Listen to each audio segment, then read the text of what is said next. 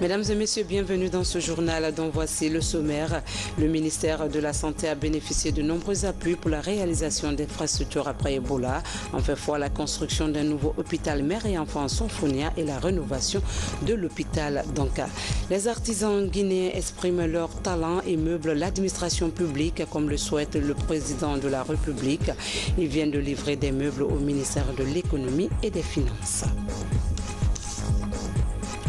Amdalaï, une autre fabrique d'eau minérale appelée Oevo, vient d'être épinglée selon les services du colonel Tchegoro et l'inspection générale du ministère de l'Industrie. Cette fabrique ne répond pas aux principes qui régissent la fabrication des aliments destinés à la consommation. Bonsoir à tous, merci de nous rejoindre sur la télévision nationale. Dans la relance du système de santé post-Ebola figure la construction d'un nouveau hôpital à mère et enfants Sonfonia et le projet de rénovation de l'hôpital de Donka, tous conçus pour apporter un soin sécurisé aux patients. Le ministre de la Santé est allé s'enquérir du niveau d'avancement des travaux. Le point avec Adjatou Bari. Sur ces vastes domaines militaires de Sonfonia-Lac sort de terre une infrastructure sanitaire. Il s'agit d'un hôpital pour mères et enfants offert par la Fondation Mohamed VI pour le développement durable. Les travaux de génie civil sont financés à hauteur de 160 dirhams, soit près de 14 millions de dollars par le roi du Maroc. Sur une superficie globale de 3,5 hectares sont prévues 4 salles d'opération pour une capacité annuelle de 600 interventions chirurgicales gynécologiques et de 12 000 consultations pédiatriques. Il y a beaucoup de services, on peut dire il y a des réanimations, il y a des blocs opératoires, et l'imagerie et les consultations. Et on peut dire à un niveau de 80% au niveau de grosses œuvres. On espère qu'on entame tous les travaux techniques dans le plus bref délai. Autre chantier ouvert dans le secteur sanitaire, c'est celui du projet de rénovation et d'extension du CHU Donka. Financé par le Fonds saoudien et la Banque islamique de développement à 52 millions de dollars, du carrelage au plafonnage, à l'installation électrique, en passant par les ascenseurs et monte-malades, tout a été testé par le ministre de la Santé pour s'assurer de la fiabilité. Pour les services déjà achevés, l'installation des équipements sanitaires est annoncée. Nous sommes à une phase où il est très important que les entreprises qui sont sur le terrain collaborent étroitement avec les équipementiers. Et vous avez vu des conteneurs dans la cour de Sakof et ailleurs qui contiennent le premier lot d'équipements, ça est le mobilier médical, qui est arrivé sur le chantier. Donc l'un sur l'autre, nous sommes satisfaits vraiment de l'évolution de ce chantier et surtout de la qualité du travail qui a été fait. Pour l'heure, le délai de finition du chantier de l'hôpital national Donka reste indéfini. Mais à terme, 62 000 consultations spécialisées et 14 000 hospitalisations seront réalisées dans ce centre hospitalier. Une capacité de prestation nettement augmentée pour réduire considérablement le taux d'évacuation sanitaire auquel le pays fait face. À la même page, un groupe d'anesthésistes réanimateurs actualise leurs connaissances par la formation. 24 millions de dollars est la somme financée par l'USAID pour renforcer le savoir professionnel de cette cheville ouvrière de la médecine. L'USAID soutient la Guinée dans sa politique de modernisation du système sanitaire. Pour la première fois, ces anesthésistes guinéens apprennent l'utilisation de nouveaux outils de travail. C'est un appui des partenaires américains à travers l'USAID. Les anesthésistes n'ont pas eu beaucoup d'opportunités pour avoir des formations. Et aujourd'hui est donc pour le ministère de la Santé un grand jour parce que nous avons de nouveaux appareils d'anesthésie, des appareils de qualité très adaptés qui peuvent fonctionner sans courant électrique, sans bouteille d'oxygène. Et tous ceux qui veulent l'utiliser sont en train de subir une formation actuellement afin qu'ils puissent mieux utiliser ces appareils au mieux de ses capacités et assurer une maintenance préventive. Nous avons remarqué au cours de différents suivis qu'il y a un problème d'oxygène. Tout le pays n'a presque pas d'oxygène pour la santé maternelle et néonatale. Donc il faut, comme on a des problèmes d'électricité, il y a le problème de transport d'oxygène. Nous avons jugé utile de trouver ces appareillages-là qui n'ont besoin ni d'électricité ni d'oxygène pour clôturer les compétences et les connaissances de ces agents. Cette formation est destinée aux prestataires de 18 structures sanitaires. L'objectif est d'acquérir des connaissances nécessaires à l'utilisation de ces machines anesthésistes de dernière génération. Nous espérons qu'après cette formation, les participants et les participantes ici vont utiliser ces machines dans des très bonnes conditions et que cela pourrait vraiment à l'avenir améliorer la prise en charge en opératoire les malades. Avec la formation, on a appris beaucoup de choses parce que avec l'ancienne pratique et la nouvelle pratique que nous venons d'acquérir aujourd'hui, comment on est vraiment comblé de soi. Et il y a une grande différence entre la machine qu'on utilisait avant et celle d'aujourd'hui. Cette séance de formation s'est soldée par l'installation et l'expérimentation d'une machine au CMC de Matam. Une activité pratique qui permet à une patiente d'accoucher, de tripler sans problème. Et puis les leaders religieux en formation sur les problématiques de la santé familiale en Guinée, des thématiques sur les mutilations génitales féminines et de la santé reproductive sont désormais dans un guide de prêche. La formation est financée par l'UNFPA et GIZ. Abraham Christophe Conté, Makemedonzo, reportage. Des experts en langue et des cadres bilingues venus de différentes régions du pays prennent part à ce conseil des leaders religieux. Ils viennent s'enquérir du contenu du document de lutte contre les mutilations génitales féminines et étudier la position de l'islam par rapport à cette problématique de santé familiale. Un document élaboré par le collectif des imams de la sous-région, financé par l'UNFPA et la GIZ. Objectif, impliquer les leaders religieux dans la promotion de la santé sexuelle et reproductive en Guinée. D'abord, vulgariser un modèle, un manuel sur les violences basées sur le genre, qui peut permettre aux imams et aux leaders chrétiens de faire des prêches sur les violences basées sur le genre, qui a ces différentes composantes, dont les mutilations génitales féminines, les violences corporelles, etc. Et le second, d'adopter un manuel de formation. Et on ne peut pas l'adopter sans que les leaders religieux ne statuent sur le manuel pour voir les manquements et apporter des corrections afin d'adopter un document précieux pour les leaders religieux sur la santé de la reproduction. L'excision des jeunes filles, on l'a pratiquée en Guinée depuis très longtemps. Nous l'avons trouvé avec nos parents qui le faisaient. Mais la science a expliqué et a démontré que c'est une activité néfaste. Non seulement ça diminue la personnalité de la femme, de la fille, mais ça crée des problèmes dans la procréation dans le futur. Cette rencontre constitue un espace d'échange entre professionnels de la santé et leaders religieux. Les débats ont porté sur des thématiques comme la promotion de la santé reproductive et la vulgarisation du guide de prêche sur les MGF dans notre pays. Mettre à la disposition des leaders religieux de Guinée, qu'ils soient musulmans ou chrétiens, pour un document sur lequel ils vont se baser pour informer, former et sensibiliser la population guinéenne sur des pratiques à adopter pour que la santé de la reproduction soit une réalité en Guinée. Si ces imams qui sont tout près de nos communautés, de nos populations, s'engagent avec nous, je pense qu'on peut s'estimer heureux, on peut compter sur eux. En élaborant ce guide prêche, la plateforme des leaders religieux pour la promotion de la santé et de la reproduction entend accompagner le gouvernement dans la lutte contre les mutilations génitales féminines. Ce document sera vulgarisé dans les 33 préfectures et les 5 communes de la capitale. Autre sujet, les produits régis pour la productivité doivent être réglementés suivant certaines normes, même s'ils sont utiles dans la lutte contre les nuisibles. Telle est l'une des feuilles de route du Comité national de gestion pesticides en Guinée, un effort de promotion rurale soutenu par le Comité inter-État de lutte contre la sécheresse au Sahel. Fodé Camara nous fait le point.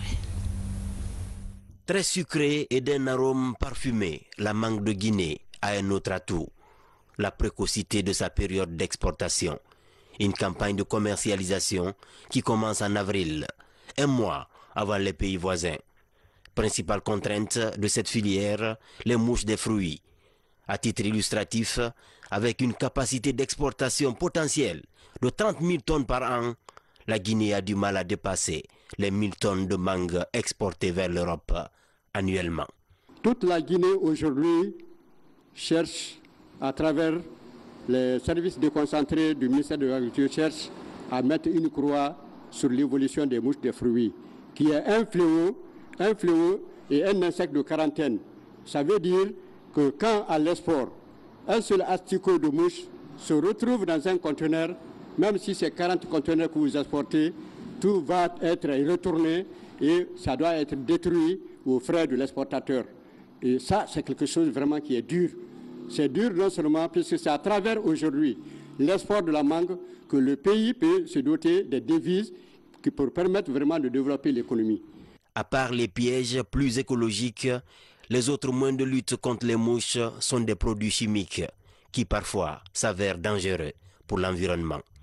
Des pesticides susceptibles même d'affecter la santé des producteurs et la qualité des fruits. À la faveur de l'adhésion de la Guinée au SILS, et puisque la Guinée a le SILS a des organes comme le comité sahélien des pesticides, qui est désormais un organe important, n'est-ce pas, qui travaille contre toute la CEDEAO, du coup, l'harmonisation est désormais unique, parce que ce n'était pas facile. Il y a des pays où, dans un même pays, il y a plus de 10 réglementations, 10 institutions indépendantes, qui se disent indépendantes, et qui se refusent de se soumettre à l'autorité centrale pour réglementer les importations et la circulation, le commerce des produits, parce que les enjeux financiers sont importants. Dans ces pays, c'était la catastrophe. Heureusement, nous, on n'a pas atteint ce niveau. Au-delà des fruits, cette problématique touche toutes les filières agricoles, souvent décimées par des nuisibles. Pour réguler la protection des végétaux, le Comité national de gestion pesticides en République de Guinée est installé. Son rôle de supervision est conforme aux exigences de sécurité alimentaire et de santé publique de l'OMS et de la FAO. Mais je dois rappeler que ce n'est pas la quantité qui est importante, c'est le type de pesticides qui entrent dans le pays qu'il faut regarder. Malheureusement, beaucoup de nos pays aujourd'hui sont, comme on dit, la poubelle de tous les types de pesticides obsolètes qui ont été interdits pendant des décennies à travers le monde. Donc je pense que bien que les pesticides soient considérés aujourd'hui comme une certaine nécessité dans l'agriculture, beaucoup de pesticides aujourd'hui ont été classés comme un danger de santé publique dans nos pays et dans le monde. Ce comité multisectoriel est chargé de réglementer l'importation des pesticides par la vulgarisation d'un code de bonne conduite. Les inconvénients majeurs auxquels on assiste sont ceux liés aux intoxications et aux contaminations des nappes phréatiques. C'est dans ce cadre que la volonté de mise en place du comité d'homologation des pesticides en Afrique de l'Ouest est utile et urgente. Plus des départements du développement rural, l'agriculture, l'élevage, la pêche et l'environnement. Cette synergie d'action contre les pesticides dangereux est ouverte aux douanes, au commerce, aux importateurs et transporteurs. Direction Mamou, le ministère de l'Agriculture, à travers le projet d'appui au secteur agricole, a élaboré un guide et manuel de suivi-évaluation. Ces documents offrent aux acteurs de terrain un cadre méthodologique de planification et de budgétisation du secteur axé sur les résultats. Les cadres des structures déconcentrées et organisations professionnelles étaient en réunion technique où ils ont bénéficié des connaissances sur l'utilisation de ces documents. Mamadou Paté Baldé. La Guinée dispose désormais de documents fiables pour promouvoir davantage le secteur agricole. Ces guides de planification et manuels de suivi et évaluation ont été élaborés par le ministère de l'Agriculture à travers le projet d'appui au secteur agricole. Ces documents offrent aux acteurs de terrain un cadre méthodologique de planification et de budgétisation du secteur axé sur la gestion des résultats. Ce guide se veut un document qui introduit des changements essentiels, une nouvelle approche dans la planification et dans la programmation budgétaire. En ce sens que la planification va se faire sur un moyen terme, la programmation budgétaire également, et l'opérationnalisation se fera sur le court terme qui est l'année budgétaire. Et ce dispositif de suivi et évaluation du secteur agricole, axé sur les résultats, effectivement découle de la validation de l'instrument technique qui permet d'opérationnaliser la politique nationale de développement agricole du secteur. Il s'agit du plan national d'investissement agricole et de la sécurité alimentaire et nutritionnelle.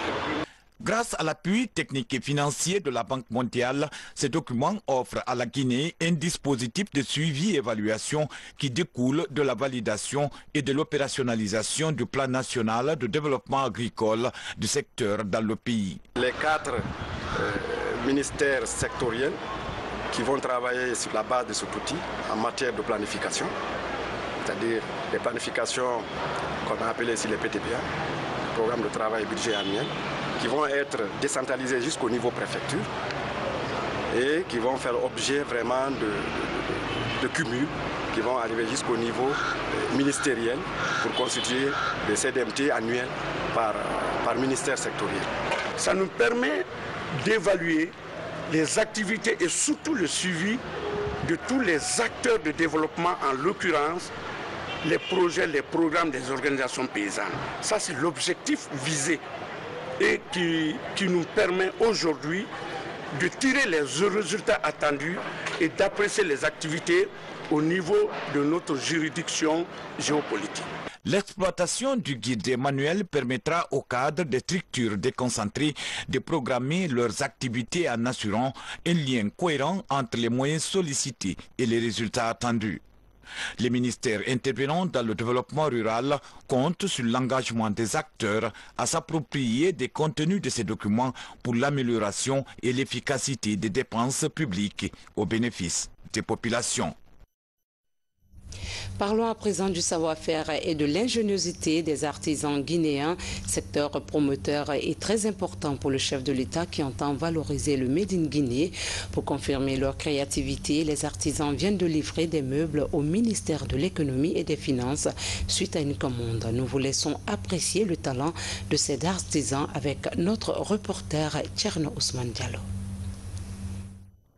Lorsque les travailleurs viendront occuper les nouveaux locaux de la Direction nationale du Trésor et de la comptabilité publique, ils utiliseront des mobiliers Made in Guinée.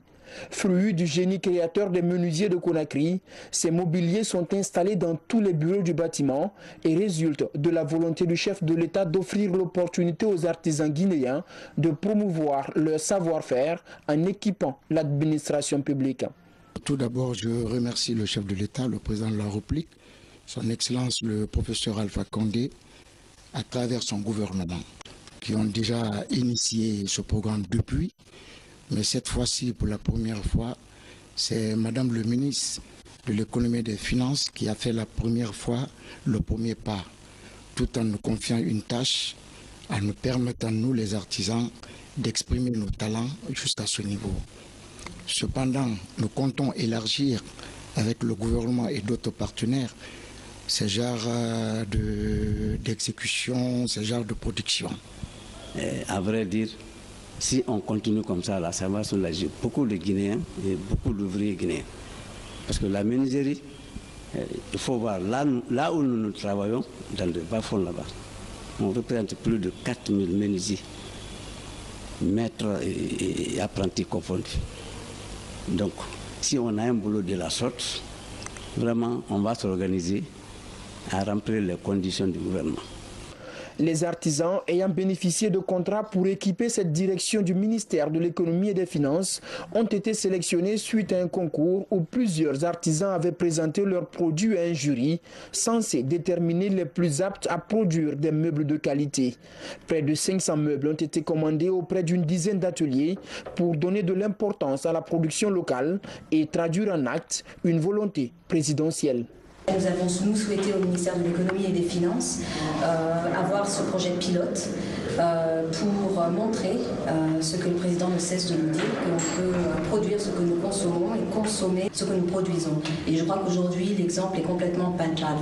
Tout le défi, c'est bien sûr de voir comment est-ce qu'on peut faire passer ce programme pilote à une échelle beaucoup plus grande et considérer que désormais, il sera pour nous important d'allouer un pourcentage, je dirais, de nos commandes, de notre commande publique à ces artisans menuisiers, à d'autres artisans également, pour pouvoir meubler nos administrations. La promesse d'accorder plus de place aux artisans en les octroyant ce genre de marché avait été tenue en mars 2016 par le chef de l'État à l'occasion d'une rencontre avec ces derniers. L'idée devrait permettre de qualifier le secteur artisanal guinéen et le rendre plus compétitif tout en contribuant à lutter contre le chômage.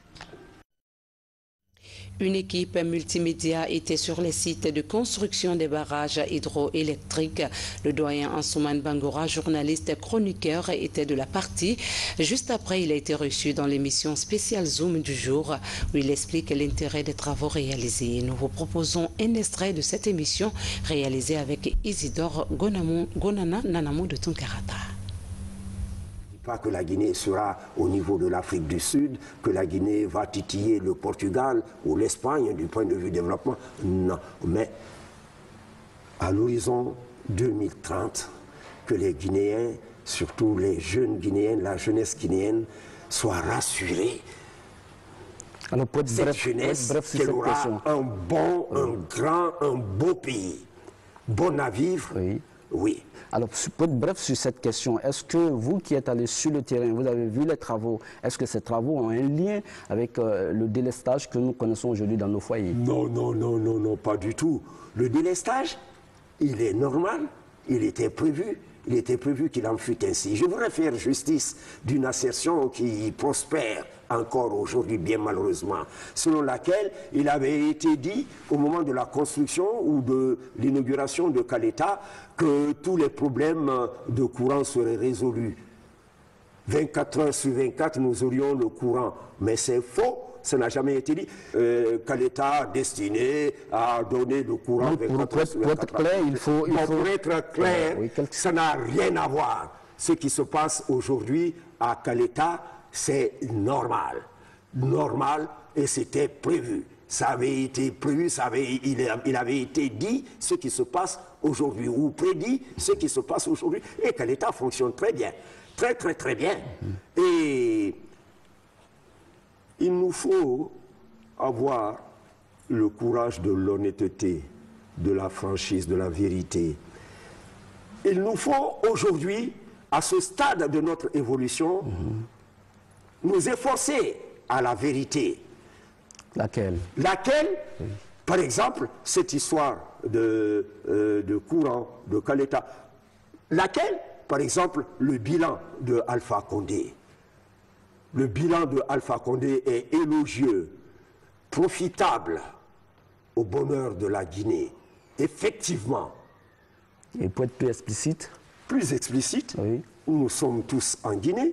Vous voyez les réalisations, vous voyez Caleta, vous avez Caleta sous la main, Caleta qui donne le courant, vous avez Swapiti qui est en marche, vous avez Amaria qui est lancé, et on vous a dit ce que tout cela peut vous apporter comme bonheur. Vous suivrez l'intégralité de cette émission après ce journal. Restructuration des unités industrielles en Guinée. Depuis quelques semaines, l'inspection générale veut amener les usines à ajuster leur outil industriel. Un autre site de fabrique d'eau est dans le viseur de l'inspection générale. Ces mesures visent à préserver le bien-être de la population. Plus d'informations avec Issiagaba. En plein centre-ville, précisément au quartier Amdalaï, se trouve cette usine de production d'eau minérale. Dans cette unité industrielle, 2 petites machines opèrent à ciel ouvert à partir d'un forage. 3 cuves d'eau servent de réservoir depuis près d'une année, une démarche qui serait loin du respect des normes de fabrication. Cette qualité n'est autre que la qualité de sachet qu'on doit mettre dans les supermarchés pour mettre les produits achetés par les clients. Premier constat. Deuxième constat, vous voyez le système de filtration derrière moi. Ce filtre doit être blanc. La première caractéristique, je dis bien caractéristique fondamentale, ce filtre doit être d'1 micron ou de 5 microns. C'est-à-dire pour ne pas laisser les organes passer à travers ce filtre. Accusés de s'être installés dans la clandestinité, les responsables de cette raffinerie nient en bloc cette accusation et disent avoir reçu l'aval des autorités compétentes avant de procéder à l'opérationnalisation de leur activité en Guinée. C'est entreprise à haut niveau. On avait pris les documents près des hydrauliques, les communes et les gens qui fait les tests pour l'eau. Moi, je m'attaque à quoi? Je m'attaque d'abord à ceux-là qui délivrent les documents. Parce que ce monsieur, on l'a dit tout de suite là, il dit qu'il a un document, lequel je ne sais pas. On va l'identifier au bureau. Ceux qui délivrent les documents, il faut qu'ils soient capables de surveiller l'installation. Lorsqu'on délivre un document, monsieur dit, je veux faire telle ou telle chose.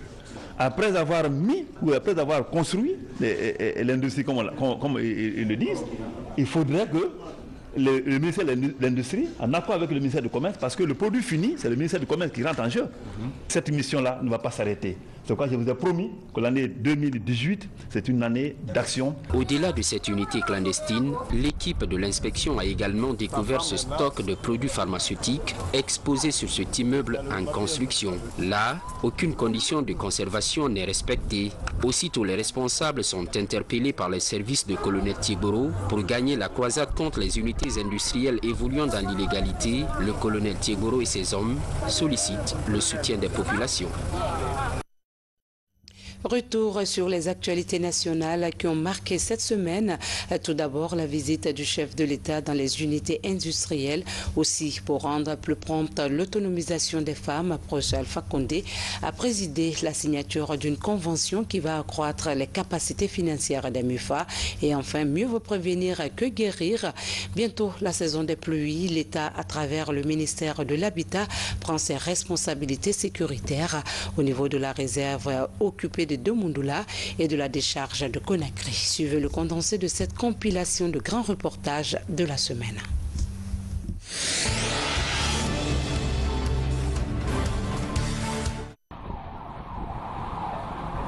L'industrialisation de la Guinée, le président Alpha Condé en fait une grande priorité. Ainsi, le pays n'importe presque plus de farine et de ciment.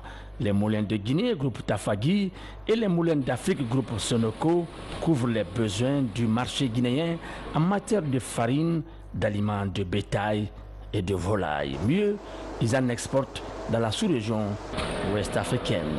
Le président Alpha Condé, accompagné de plusieurs de ses proches collaborateurs, s'est rendu dans les installations techniques de ces industries mardi 10 avril 2018.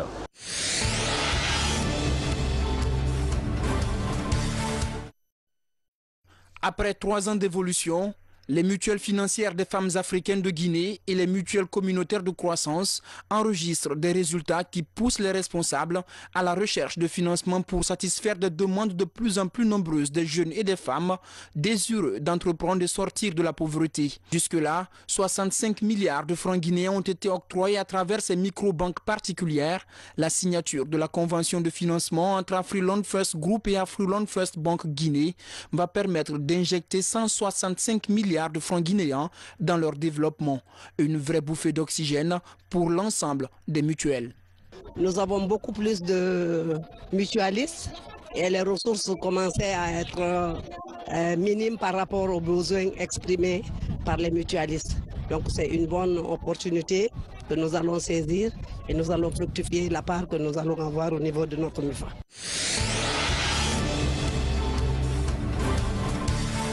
Mais ce qui est important ici, c'est que les usines sont des derniers modèles, c'est-à-dire tout est mécanisé. Vous voyez par exemple, ils ont un onduleur de 5000 kVA. Ça veut dire que, quelles que soient les variations de courant, ça n'a pas d'effet sur la machine.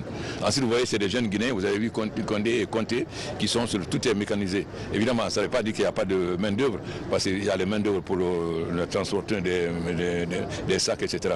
Vous verrez aussi que l'usine de Kenyoko aussi est aussi extrêmement moderne. Donc, c'est une usine de dernière qualité qui donne la farine de très bonne qualité. Ce qui peut nous permettre aujourd'hui de faire de bons pains. Par exemple, Kenyoko fait actuellement, il fait du pain de campagne. Alors qu'ici en Guinée, on ne faisait que le tapalapa qui n'est pas du bon pain du tout. Donc avec ces usines, non seulement on peut faire le pain de campagne, on peut faire toutes sortes de gâteaux. Et on n'aura plus besoin d'importer. Mais l'usine d'alimentation de bétail est fondamentale parce que nous voulons, la Guinée est un grand pays d'élevage, mais on n'en bénéficie pas parce que nos vaches sont maigres.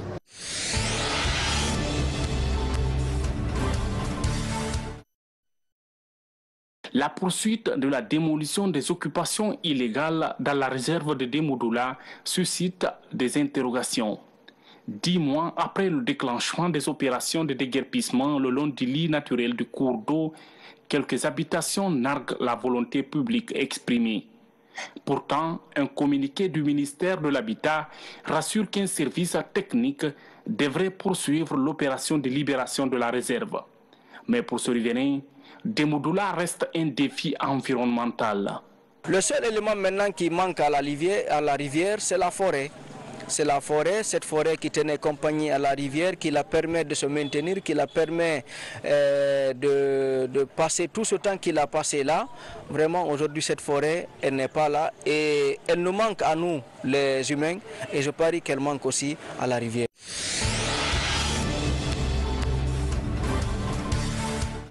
Ces images datent de juin 2017. Alors que les machines du génie militaire sont encore en action, la restauration du site écologique de Demoudoula est engagée par le département en charge de l'environnement et ses partenaires comme la filière bois. 11 mois après, les jeunes plants à croissance rapide sont sortis de terre et continuent leur développement. Environ 6 hectares ont été reboisés. L'entretien reste le principal défi. La présence des éco-gardes de la section de Ratoma est régulière sur le site pour protéger les jeunes plants. Vraiment, il y a une reprise effective des plants. Les zones humides ont une grande importance sur le plan écologique. La tête de source doit être protégée parce que s'il n'y a pas de végétation, nous allons vivre l'érosion. Ça va remplir les lits des cours d'eau. En fin de compte, le cours d'eau va disparaître.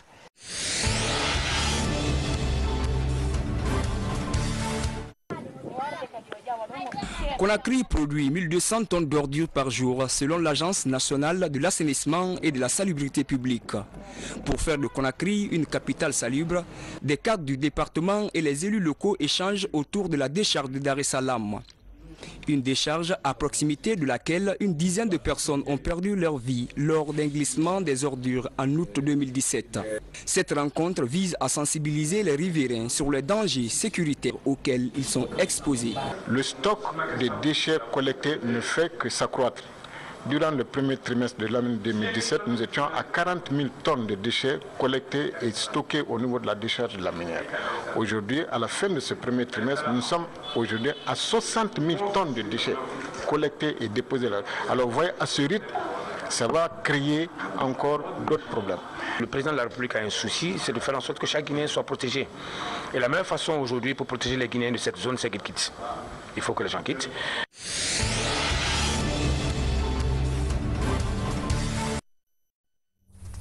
Cérémonie de prière et de lecture du Saint-Coran pour la paix à Forêt-Caria.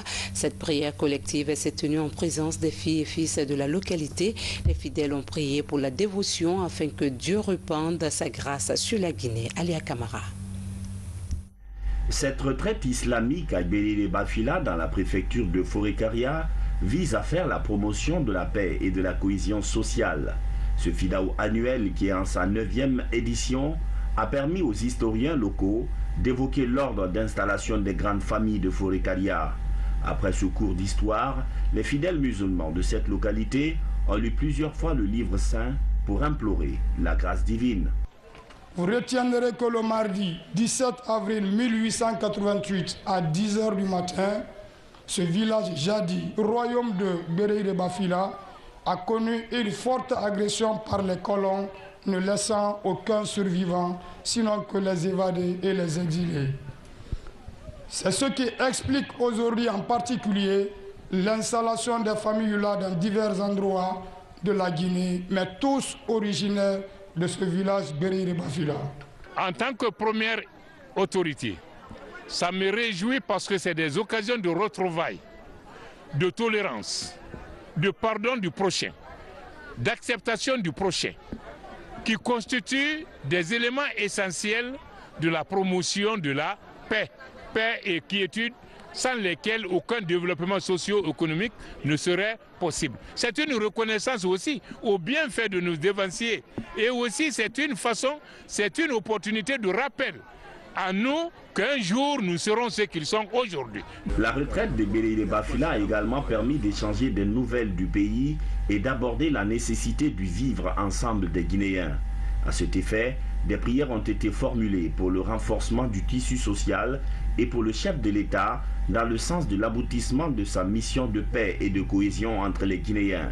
La rencontre est placée sous la présidence du Premier ministre, chef du gouvernement. Bien vrai que les familles Yula sont ici présentes pour rendre hommage à leurs ancêtres, mais c'est aussi l'occasion de retrouvailles.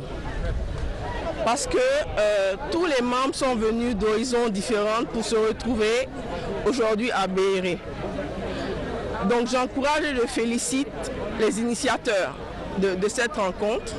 Les organisateurs ont promis de faire rapidement le point sur cette édition du FIDAO afin de lancer très tôt les préparatifs de la prochaine qui aura lieu en 2019 dans la même localité. Et ce public reportage pour terminer cette édition, MTN Guinée fait la promotion de son service Mobile Money. Ce réseau de téléphonie passe par la motivation de ses agents revendeurs du produit MTN Momo. À l'occasion, 22 agents commerciaux ont été primés pour la qualité de leur travail au compte du Prix Challenge du mois de mars. Pour inciter l'émulation, le lauréat a remporté une moto. Ousmane Ba. Prix Challenge MTN Mobile Money, encore appelé MTN Momo. C'est une proposition de valeur pour motiver les acteurs de la chaîne que sont les marchands Momo. L'objectif est de les amener à promouvoir davantage le produit MTN Mobile Money, ce qui du coup augmente le volume de leurs transactions avec à la clé des récompenses aux revendeurs qui fourniront le maximum d'efforts pour accroître ce business. Nous avons organisé cet événement pour pouvoir d'abord remercier nos partenaires de MTN Mobile Money, nos partenaires qui nous suivent depuis des années, et nous avons jugé nécessaire qu'au mois de mars, commençant du mois de mars jusqu'en fin d'année, qu'il fallait qu'on lance un challenge pour les permettre de faire beaucoup de transactions dans les points de vente, promouvoir nos produits, et à la fin, celui qui aura fait la plus forte croissance va recevoir, vous avez pu assister ici, des lots comme des motos, des smartphones et ainsi de suite. Pour être éligible, l'agent doit réaliser une performance d'au moins 15% en volume dépôt et retrait. Le lauréat remporte cette moto.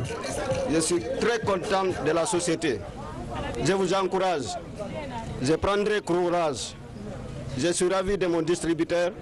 Je suis ravi de tout le monde. Je vous promets que le mois à venir, je gagnerai encore la moto.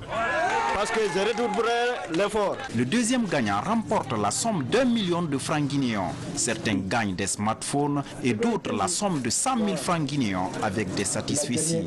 Au total, 22 agents sont récompensés au compte du Prix Challenge mois de mars.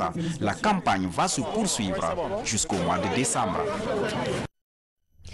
Mesdames et messieurs, seul le travail paye. C'est tout pour cette édition de ce soir. Merci d'avoir été des nôtres. Demain, vous serez avec une nouvelle équipe pour d'autres pages d'information. D'ici là, passez une douce nuit en compagnie des programmes de la télévision nationale. Bonsoir à tous.